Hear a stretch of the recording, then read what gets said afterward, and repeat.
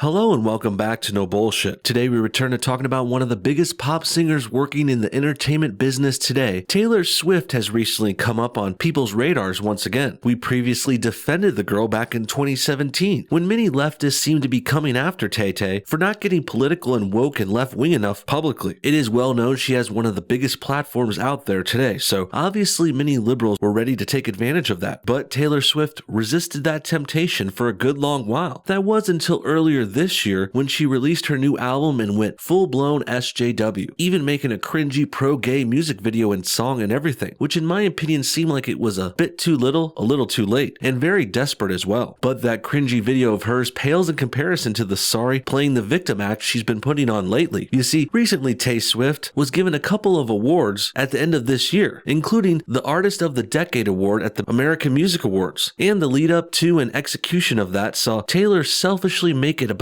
something else different entirely. Instead of going with the flow and accepting her award and thanking the fans, Tay-Tay also decided to squeeze in some PR bullshit and political posturing and her own brand of weaponizing and using her rabid fan base to try and publicly pressure someone to give in to her demands. Now this might sound strange or new to you, and that's because Taylor Swift and the majority of the mainstream media has been supporting her fully, and they don't talk about it like I do or frame it in the right way at all. The basic gist of what's going on here can be found in this CNN article called "Taylor Swift Says She's Not Being Allowed to Perform Her Early Music for AMAs." Let's check it out. Losing the rights to her early music catalog continues to cause trouble for singer Taylor Swift. Swift on Thursday claimed an ongoing dispute with her former music label has presented a new roadblock as she is being told she cannot perform many songs from her past at the upcoming American Music Awards or use it in a forthcoming Netflix documentary about her life, which has been in production for several years. Swift's disclosure of this latest rights issue comes months after she spoke publicly about her displeasure with a deal that saw music manager Scooter Braun take control of her old catalog after he acquired her former music label Big Machine Label Group. "I've been planning to perform a medley of my hits throughout the decade on the show. Scott Borchetta and Scooter Braun have now said that I'm not allowed to perform my old songs on television because they claim that would be re-recording my music before I'm allowed to next year," Swift wrote. So yeah, basically, Taylor signed a really strict and frankly bad record deal with her previous record label and company early in her career. That sucks, of course, and not being able to play your old songs sounds really lame too, but let's also be realistic and fair here for a minute. No one is cheating her or ripping Taylor off or doing anything illegal whatsoever. The company that owns her music is just using the contract that Taylor Swift signed herself, and they're trying to make money and take advantage of their side of the deal, which is their right, and that's what companies are supposed to do. Not to defend the producers and companies and corporations too hard here, but really, Taylor is just being a big baby about this. Let's also not forget, this chick is worth $360 million already, and essentially, Taylor's complaining here because she wants to make even more money. And in addition, this terrible contract situation she's in, well, to put it bluntly, it's really her own damn fault. She signed the deal, gave them these rights, and also, she was paid handsomely for them. And now she wants to get the rights back too, and have the company forfeit their own stakes for no good reason? Does that mean Taylor is going to give back the money she was paid for the rights? Because I highly doubt she considered that. She wants to have her cake and eat it too here, clearly, and she's playing the victim all along the way. Absolutely disgusting and very radical leftist of her. And things are only getting started here too. The way Taylor expresses her disagreements with her record contracts publicly and always playing the victim, well, it's getting even more uncomfortable to watch than this. First, let's start with her overly long, sappy, woe is me tweet that sparked this story earlier this year, where she complains about her deal as if it's giving her cancer. And keep in mind, this is posted on Twitter for all of her young and naive fans to see, because of course, Taylor is hoping gaining herself public sympathy and sending leftist mobs after the company who owns her music. Well, she thinks that will help her in this very official, legal, and professional type situation, a realm very few besides entertainers know anything about. Back in November leading up to this award ceremony, Taylor tweeted this, trying to play the victim. It says, "Don't know what else to do. Guys, it's been announced recently that the American Music Awards will be honoring me with the Artist of the Decade Award at this year's ceremony. I've been planning to perform a medley of my hits throughout the decade on the show. Scott Borchetta and Scooter Braun have now said that I'm not allowed to perform my old songs on television because they claim that would be re-recording my music before I'm allowed to next year." And that claim is accurate. That would be re-recording her music. Additionally, and this isn't the way I had planned on telling you this news, Netflix has created a documentary about my life for the past few years. Scott and Scooter have declined the the use of my older music or performance footage for this project, even though there is no mention of them or Big Machine Records anywhere in the film. Okay, I think that's enough for now. And I don't know what Taylor thinks she's portraying with this, but I'm certain I don't see it the same way she does or wants us to. And most of you probably don't either. I know she wants sympathy and she's using classic liberal, feminist, and social justice warrior tactics by playing the victim, removing her agency, and using the court of public opinion to turn mobs against her opponents, in this case, her former record company. But I just see this as Taylor realizing she signed a stupid contract and did something dumb. And she's regretting signing this terrible deal now too. And I'm sure she's got all the lawyers in the world trying to fix this for her, but clearly they can't because the contract must be airtight and her music's owners have every right to do what they're doing right now. Does it suck? Sure. It's lame they are being this restrictive, and I would normally side with an artist over a studio or corporation, but at the same time, as I've said before, Taylor was paid extremely well for this deal too. She made more money than God, yet it's still not enough. And to turn on a former employer in this way, in such a cheap and public fashion, well, it just shows how classless and unprofessional Taylor really is. So it's no wonder someone like her would get screwed over a bit then. She's clearly not very bright and not very adult or professional at all. And even though she thinks this makes her look like a victim, I think it makes her look dumb and like she doesn't know what she's doing. In addition, this is a perfect example of how Taylor Swift is one of the most toxic feminists of our time. When she wants something, she uses the court of public opinion and an oppressed victim narrative to convince her young fans who, by the way, don't understand how business works, and she uses them to apply pressure to her enemies and opponents. Taylor has done this repeatedly online before too, like when she clashed with other prominent celebrities like Katy Perry, Kanye West, Kim Kardashian, and now it's Scooter Braun, one of the owners of the rights to her old music, who she happily publicly names here, obviously hoping to send harassment his way, which ends up happening. We'll see more about that later. And the worst part of all this is Taylor's actions aren't consistent with her personality or public image at all. She leads on that she's this nice, emotional, happy-go-lucky girl, but really, she's very vicious and pro-feminist and jealous and vindictive and also petty, and more than happy to send her millions of followers, mostly young teenagers, after people she dubs as her enemies, even though usually the person she's attacking did little if anything wrong to her at all. But don't worry, Swift can always come up with a way to make herself seem like a victim, even though of course she's worth $1/3 billion,